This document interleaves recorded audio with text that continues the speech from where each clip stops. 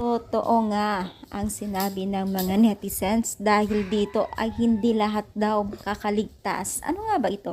So bago natin ipagpatuloy ang ating pag-support today's video, kung bago ka pa lang sa aking channel, please subscribe, like, and pakit na rin pa natin guys ang notification bell upang ma-update po tayo tuwing ako pa nag-upload patungkol sa Team Kalingap. And please support po natin ang buong Team Kalingap, lalong lalo na po Pila Kalingap Rab at Kuya Bal. So sabi nga ay nagkatotoo nga ang sinabi ng mga netizens na ni Numan ay hindi makakaligtas at sunod itong si Joy.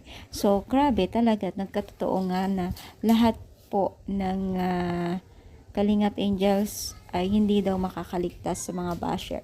So means talaga nagkatotoo nga, pero talagang normal naman yan sa larangan ng social media, lalo na kung kilala tayo ng mga tao, ay talagang hindi mo maiwasan na may magkakagusto sa'yo at hindi magkakagusto sa'yo.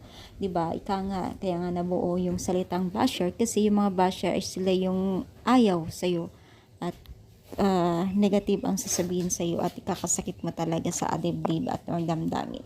Pero bagamat po dahil nga normal yan, hindi naman po apektado itong sila Joy kasi unang-una ay talagang normal yan sa public ng ating buhay. Sa larangan ng social media, marami pong toxic na tao dyan. Diyos ko, kung marami sa paligid natin, mas marami dyan sa social media. Dahil hindi nila nakikita yung kanilang dumi na gawa, ngunit sa iba nakikita nila kunting kilos kahit hindi naman kilala, talagang ibabash ka kung hindi ka nila type. So magtotoo yan mga mi dahil sobrang dami po ang mambabash po sa larangan ng social media na hindi mo talaga maiwasan na sasabihin ka ng hindi maganda, gaya na lamang po dito kay Joy. Ano yung masasabi niyo? Comment lang, palike po ang ating video.